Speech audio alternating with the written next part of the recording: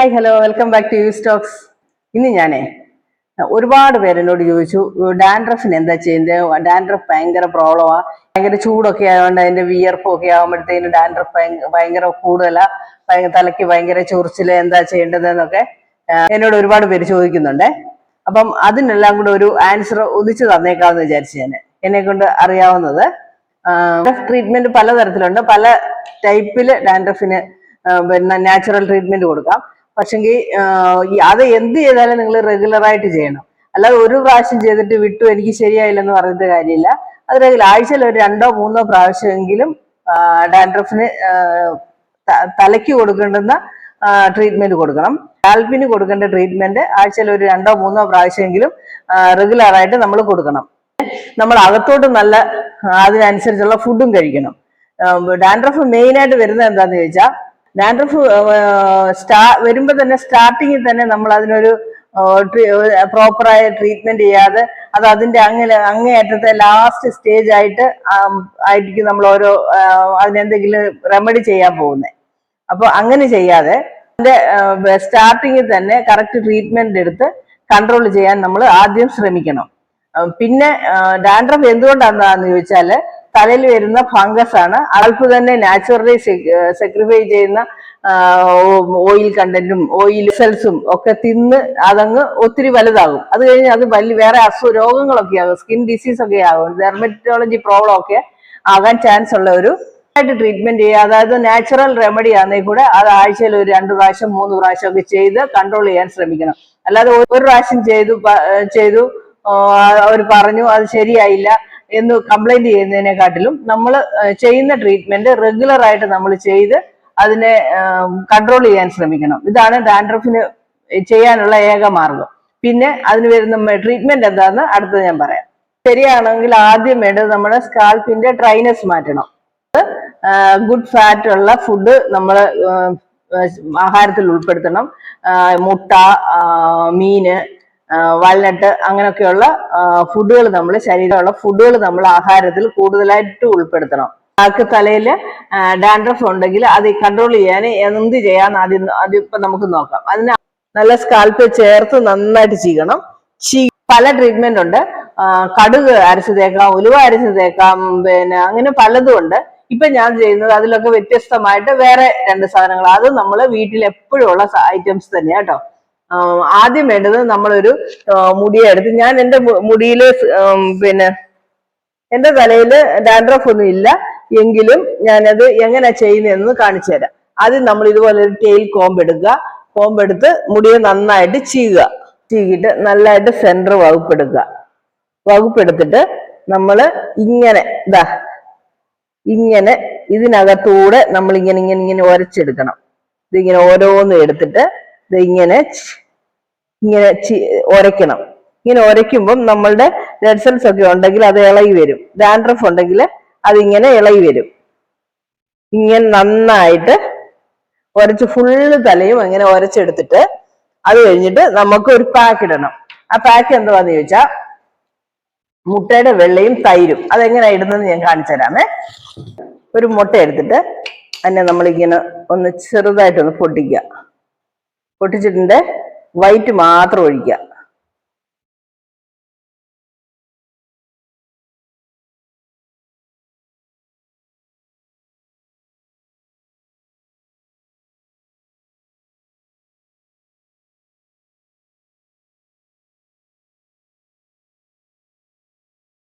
ഇങ്ങനെ മുട്ടയ്ക്കകത്തുള്ള white full എടുക്കണം കേട്ടോ.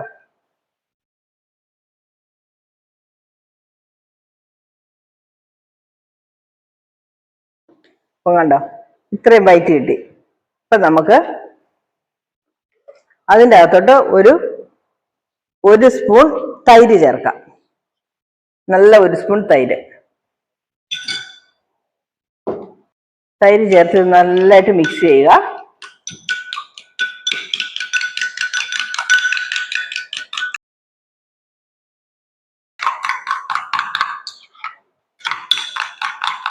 ഇത് കണ്ടോ, നല്ല അടിച്ച് മിക്സ് ചെയ്തപ്പോൾ ഇങ്ങനെ തൈര് പോലെ തന്നെ കിട്ടും നമുക്ക്. വെള്ളം തനിയെ ഇല്ലാതെ രണ്ടും കൂടെ നന്നായിട്ട് ഒന്നിച്ചങ്ങ് മിക്സ് ആകണം. മിക്സ് ആക്കി കഴിഞ്ഞിട്ട് നമ്മൾ തേക്കുന്നത് കാണിക്കാം. ഇപ്പൊ നമ്മൾ ഇത് നന്നായിട്ട് മിക്സ് ചെയ്ത് വെച്ചിട്ടുണ്ട് കണ്ടോ.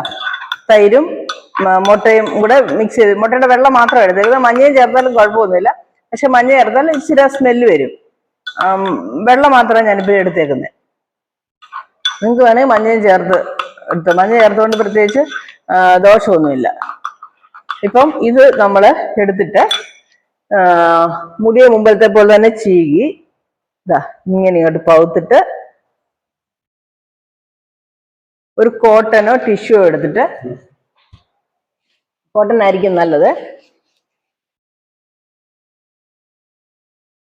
ഇതാ ഇതിലിങ്ങനെ ഇങ്ങോട്ട് മുക്കിയെടുത്തോണ്ട് ഇതാ ഇങ്ങനെ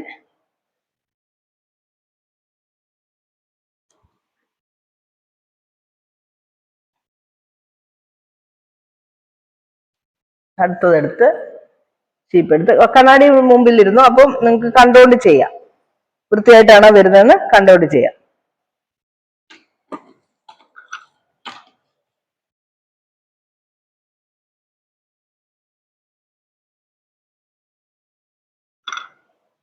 ഇതാ ഈ മുമ്പിലൊക്കെ തേക്കണം, ഉച്ചിയിൽ നല്ലതായിട്ട് തേക്കണം കേട്ടോ.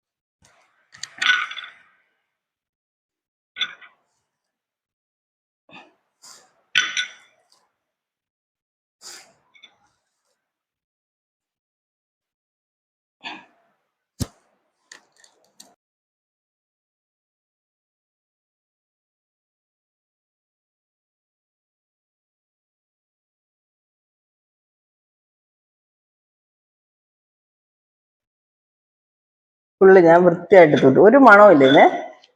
മുട്ടയുടെ വെള്ളയാണല്ലോ, മണക്ക് ഒട്ടും മണമില്ല, തൈരിന്റെ മണമേ ഉള്ളൂ. ഇത് നമ്മൾ മുടി നന്നായിട്ട് അങ്ങ് കെട്ടി വെക്കുക. ഇത് ബാക്കി കാര്യമുണ്ട് പറയാന്നല്ലേ.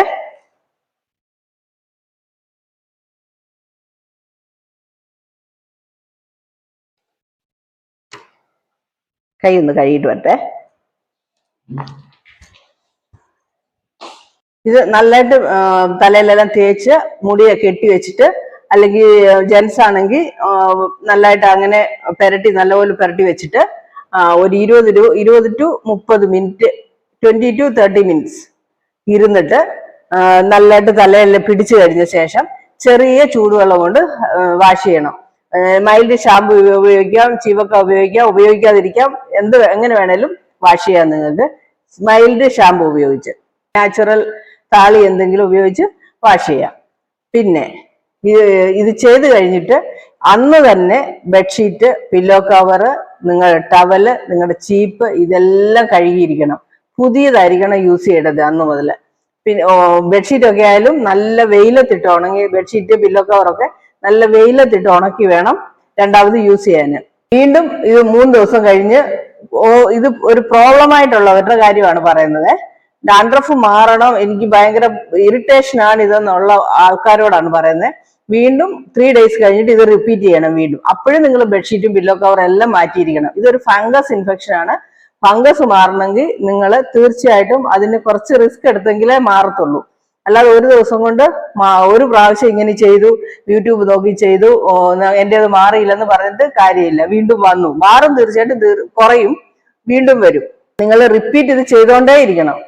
നമുക്കൊരു രോഗം വന്നതിന് മരുന്ന് കഴിക്കുന്നത് പോലെ തന്നെ റിപ്പീറ്റ് ഇത് ചെയ്തുകൊണ്ടേ ഇരിക്കണം. അതുപോലെ ഫുഡ് ആയാലും നല്ല പിന്നെ മീന് മുട്ടയൊക്കെ തീർച്ചയായിട്ടും കഴിക്കണം.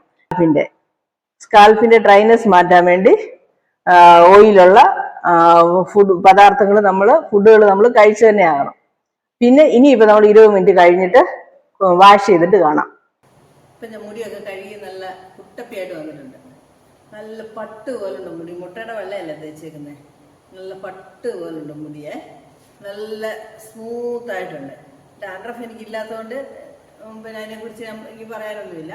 പക്ഷേ ഇത് 100% സക്സസ് ആകുന്ന ഒരു ട്രീറ്റ്മെൻറ്റാണിത്. നിങ്ങൾ തീർച്ചയായിട്ടും ചെയ്യുക.